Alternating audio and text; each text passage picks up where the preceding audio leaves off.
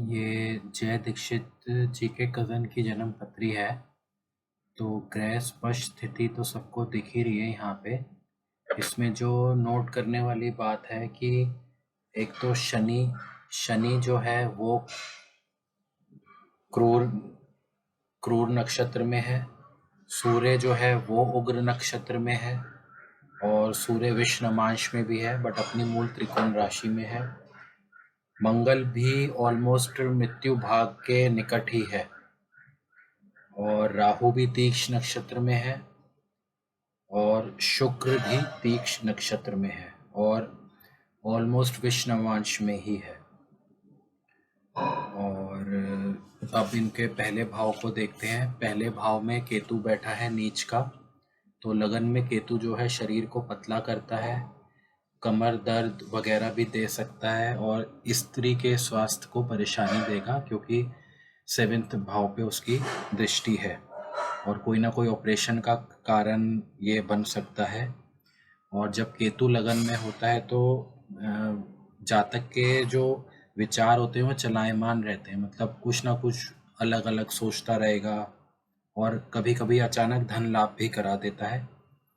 और राहु की दृष्टि है, तो राहु की दृष्टि लगन में स्वभाव में चतुराई देगी, थोड़ा सा निर्णय ले पाने में असक्षमता और सर में दर्द, और कार्य पूर्ति में केतु यहाँ बैठा है तो रुकावटें लाएगा। धन भाव में शनि बैठा है बुध के घर में, तो पैसा देरी से आता है। जब शनि धन भाव में बैठा होता है धीरे और देरी से आएगा, बड़ी उम्र में सब्र करा के परिश्रम द्वारा। और गुलिक भी यहाँ बैठा है, तो जीव तत्व में, मतलब मिथुन राशि से जीव तत्व हम कंधे और भुजा देखते हैं, तो उसमें तकलीफ दे सकता है। बोली इनकी भारी होगी, पैठ जमाने वाली, जैसे एक्सपीरियंस्ड आदमी की होती है, क्योंकि शनि एक बूढ़ा ग्रह है, तो इस वजह से बोली इनकी एक मतलब भारी भरकम आवाज़, जो अपना स्वामित्व मतलब अपना एक वो बना सके सामने वाले पे प्रभाव, वैसी बोली होगी। और कारक गुरु की दृष्टि भी है और शनि बैठा है, तो भी जो इनकी इनकम होगी वो ईमानदारी वाली इनकम, रेगुलर इनकम रहेगी। और शनि राहु के नक्षत्र में है तो अचानक धन लाभ की स्थिति भी दे सकता है, पर धन इनका आएगा मेहनत द्वारा ही। और ज्ञानी और न्यायवान बनाती है गुरु की दृष्टि शनि के ऊपर। थर्ड हाउस की बात करेंगे तो शुक्र चंद्रमा के घर में है और शुक्र लग्नेश भी है, शुभ ग्रह है। तो थर्ड हाउस में शुभ ग्रह जो होता है वो शारीरिक श्रम कम करवाता है, सॉफ्ट वर्कर बनाता है, अनुजों का सहयोग मिलता है, पड़ोसी मित्र वगैरह अच्छे होते हैं, भाषा बोली कंठ गला में मधुरता होती है। और चंद्रमा की दृष्टि है अपने घर पर, तो उसमें इनको मतलब कोई फल का नुकसान नहीं होगा। थोड़ा सा ये संकेत देता है छोटी बहन भी हो सकती हैं क्योंकि चंद्रमा की दृष्टि से। और तृतीय भाव के स्वामी का त्रिकोण में जाना जातक को स्मार्ट वर्कर भी बनाता है, मतलब चंद्रमा यहाँ त्रिकोण में गया तो स्मार्ट वर्कर बनाता है, मेहनत करने की कला सीख जाता है और कठिन चीज़ को इजी बनाकर वो कर पाता है। और यहाँ पे शुक्र शुभ ग्रह है तो वाणी में मिठास लाता है। राहु की दृष्टि भी इस पे है 9वीं, तो पैसे का जो खर्चा है थोड़ा अपने आराम के लिए करना ज़्यादा पसंद करेंगे। और पैसे के खर्चे में शायद थोड़ा इनका मन भी भटके। चंद्रमा के घर को देखेगा तो ग्रहण भी लगाएगा, राहु चंद्रमा के घर को देख रहा है तो थोड़ी दिक्कत भी देगा। शुक्र षष्ठमेश भी है, शुगर जैसी बीमारी का ख्याल भी रखना पड़ेगा। चंद्रमा के घर में है, दृष्टि भी है, लगन में केतु भी बैठा है शुक्र के घर में। इसका मैं थोड़ा डाउटफुल हूँ शुगर को लेके, बट एक पत्री में देखा था तो उसमें ऐसे था शुगर और चंद्रमा डायबिटीज़ देते थे। वैसे अष्टम भाव में शुक्र का ज़्यादा रहता है, गुरु शुक्र का शुगर को लेके, तो इसका मैं थोड़ा श्योर नहीं हूँ, बट लेट्स सी बाकी लोग क्या बोलते हैं। थोड़ी सी, क्योंकि शुक्र षष्ठमेश का भी षष्ठमेश है तो स्त्रियों से लाभ भी होता है। और नहीं, सॉरी, स्त्रियों से सावधानी बरतें। और 4th हाउस के बारे में बोले तो स्वामी सूर्य स्वग्रही है। 4th हाउस से हम भूमि वाहन को देखते हैं। तो सूर्य राजा, मंगल सेनापति और बुध युवराज की युति है। तो ये मांगलिक भी हो गए इससे। और पराक्रम और बुद्धि जो है इनकी, मतलब पराक्रम मंगल और बुद्धि राजा के अंडर हो जाएगी। तो सूर्य मंगल और बुध की युति शारीरिक और बौद्धिक बल प्रदान करती है। सूर्य नवांश में भी वर्गोत्तम है, तो ये बहुत अच्छा है इनके लिए सूर्य। तो जहाँ जाएंगे अपना प्रभाव बनाकर रखेंगे। सामाजिक मान प्रतिष्ठा, जिले के प्रतिष्ठित व्यक्ति, मुखिया या केंद्र में रहने वाला व्यक्तित्व, साहसी, निष्ठुर, इमोशंस में ना बहने वाले, ऑन द स्पॉट बोलना।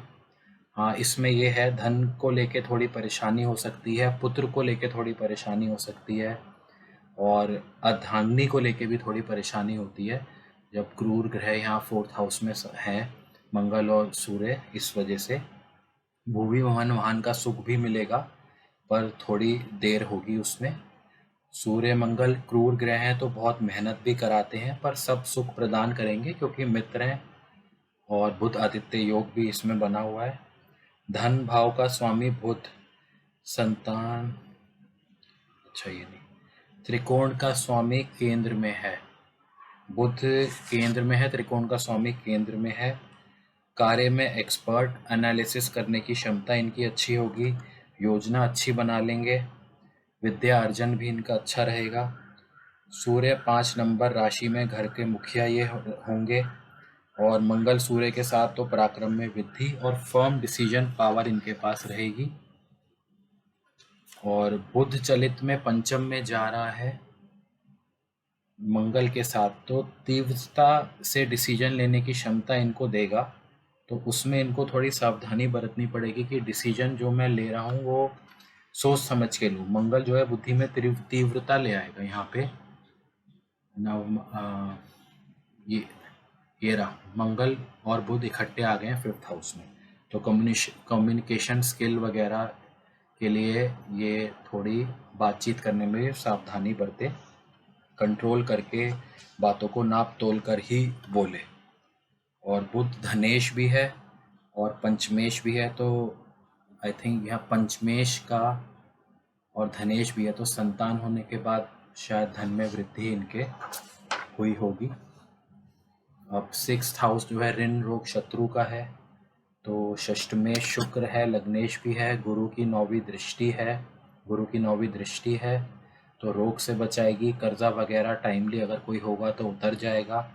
और शत्रु भी ज़्यादा ये अपने बनाएंगे ही नहीं, क्योंकि गुरु 6th हाउस को देखता है तो स्वभाव अच्छा ही रहता है, शत्रु हमारे होते नहीं है।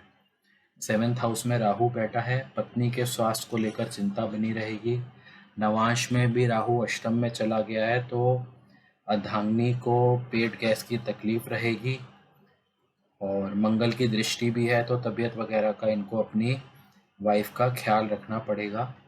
और नवांश में जैसे मंगल यहाँ बैठा है तो थोड़ा स्वभाव में कभी कभी गुस्सापन भी ये देता है। और डेली इनकम, राहु यहाँ बैठा है तो डेली इनकम में अप एंड डाउन का एक कारण भी ये बन सकता है।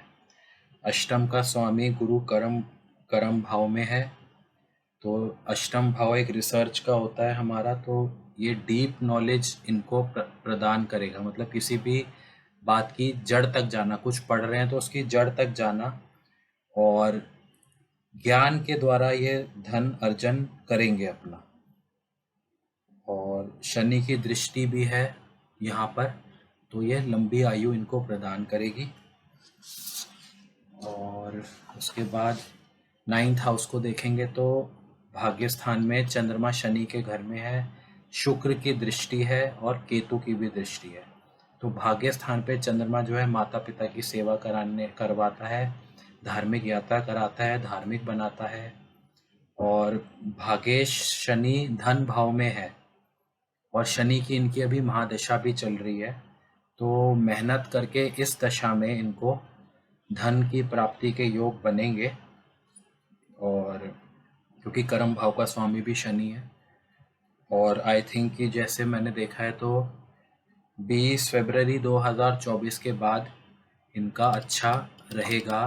अभी तो क्योंकि शनि के साथ केतु की है दशा, तो केतु का प्रत्यंतर है तो थोड़ा सी प्रॉब्लम आ रही होगी, लेकिन जब शनि के साथ शुक्र वगैरह आएगा तो इनका मतलब अच्छा रहेगा पीरियड।